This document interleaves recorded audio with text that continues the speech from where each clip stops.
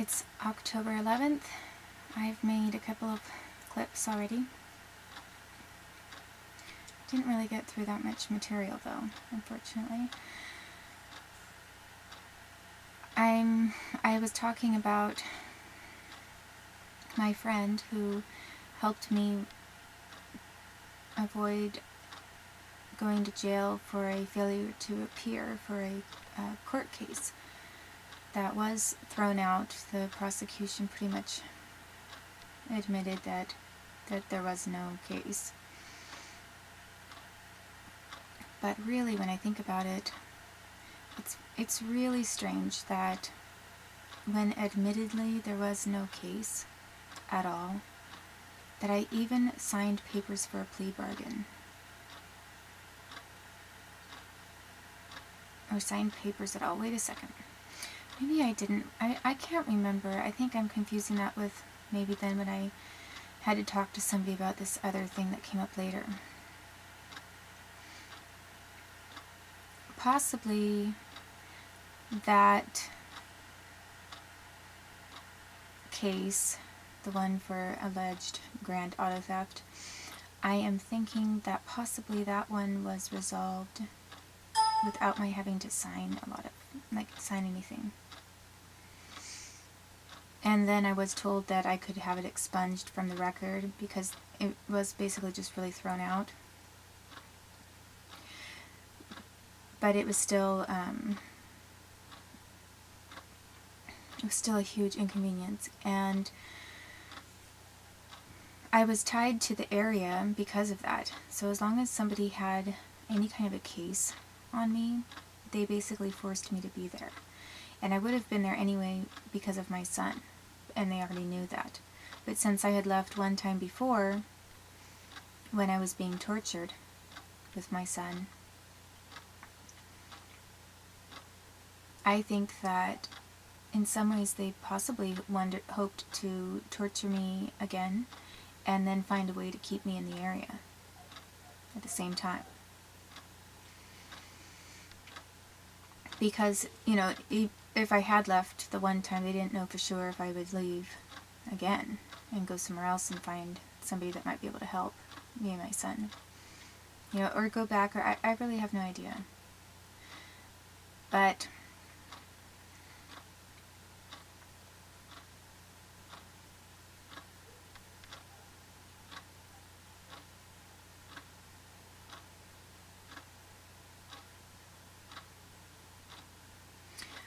what I would like to talk about, I think, is my son. Because during that time is when they progressively did worse and worse things to my son. And the law enforcement in town knew about it. CPS knew about it. The visitation monitor knew about it. I knew about it. And I made documentation as much as I could. I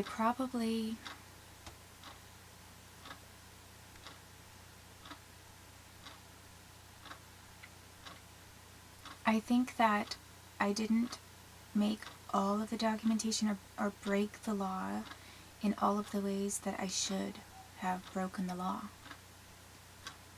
In the sense of, I'm a very law-abiding person. But when an illegal law, when a law was put,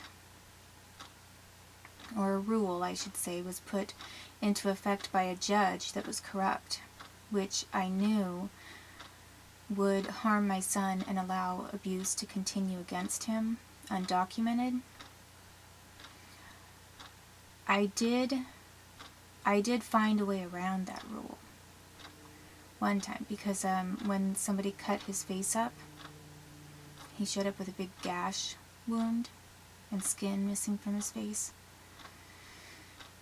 I went around the rule. I thought about how I could go around this rule that was made to protect those who were torturing my child. And I tried to find a way around the rule because I didn't want to end up going to jail, and I felt that this was an attempt to try to entrap me to go to jail, because now they were basically making me choose between breaking the rule and documenting torture and going to jail myself, where I might end up then in prison for being in contempt of court,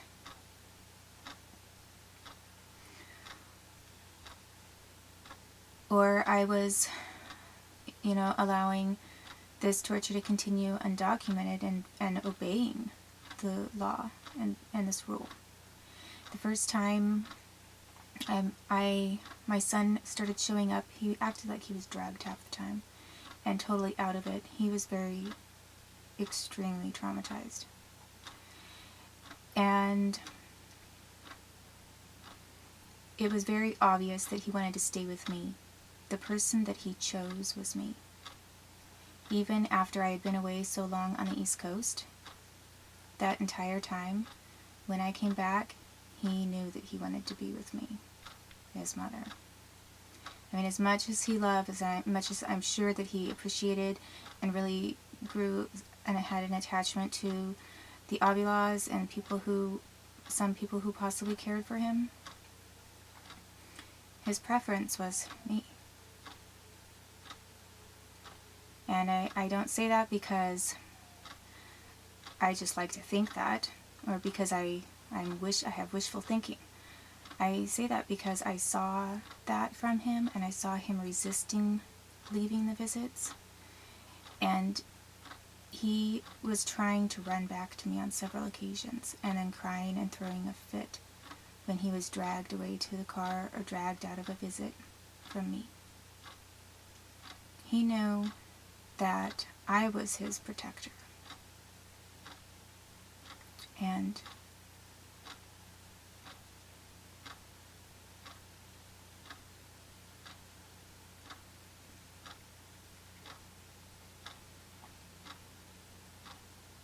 my son and I are on the same page.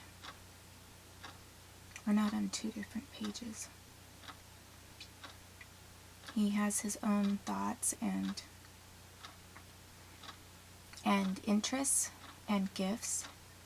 I think he's very uniquely gifted in ways that are different than I am gifted. But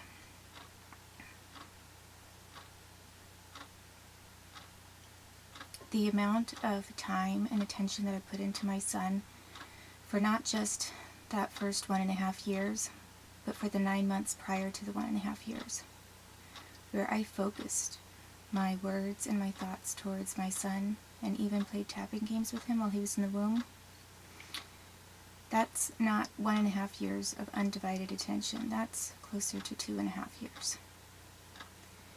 And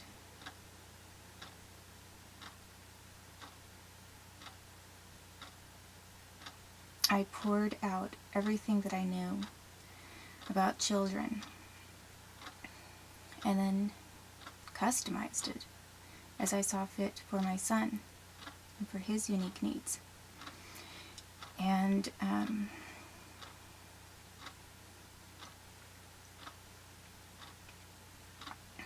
we have a remarkable bond.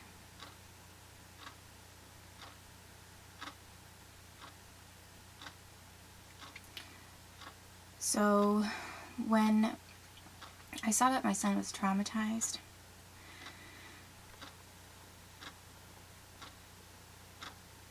I'm not just talking about emotional traumatization. He was tortured. And Michelle Erickson saw evidence of that and concealed it. Tony Block saw evidence and concealed it. The medical doctor that was assigned to the quote-unquote care of my son, who had a total conflict of interest, could see. The police that I went to when I started taking photos of all this bruising all over my son's legs, they saw for themselves, and then they tried to conceal it. And they mocked me as I was walking away.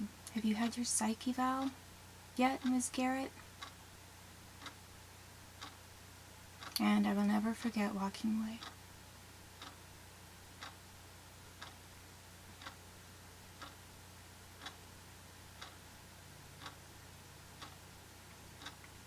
And then looking back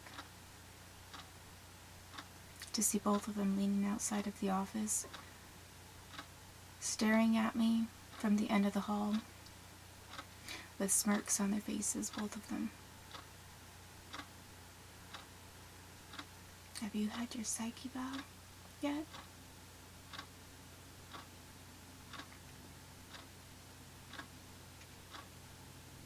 When I had just given them evidence of abuse of my son.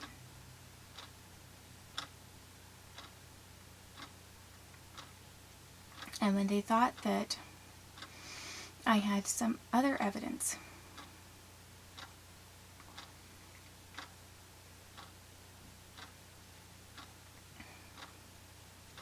they were not as willing to just dismiss my complaint because they knew they could get in trouble if I publicized it.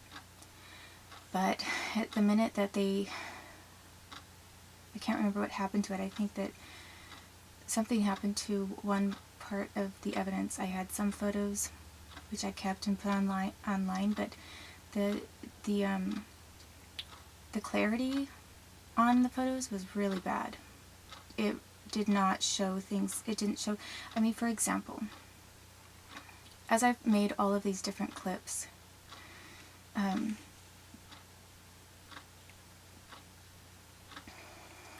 if you look at all of these clips that are all of my face, basically, from one day to the next, I mean, I've done a few things differently with my makeup, but not really.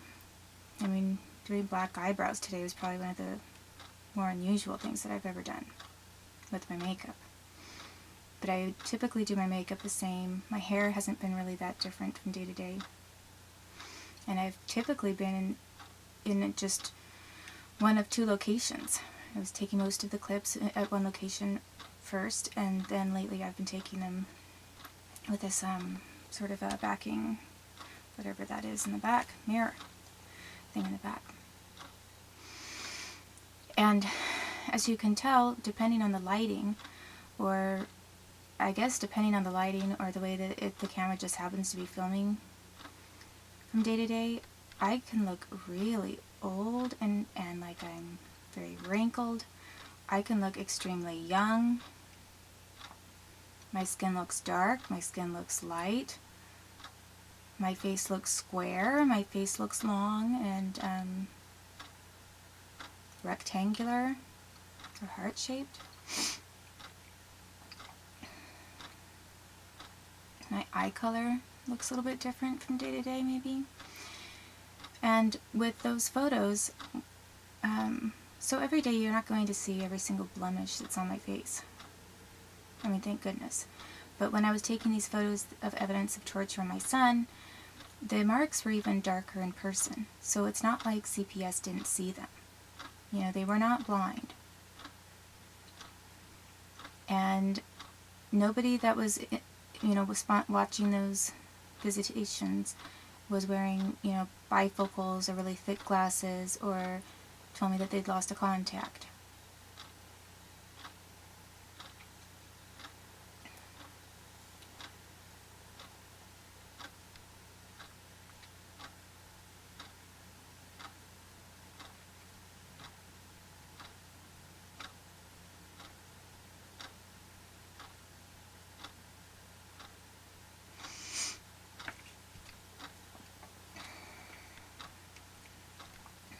So when I had these photos of bruising on my son's legs, and when he was coming into the visits, acting despondent, I mean happy to see me, but despondent, lethargic, and out of it, I really wondered if he was being drugged. I wondered if he was so traumatized that his doctor had decided to dope him up. And nobody would tell me anything. So if they did dope him up, I know for a fact that they would not have ever told me about it because they knew that it was against my wishes and they knew that I would have thrown a fit and I would have published that information to everybody on my blog.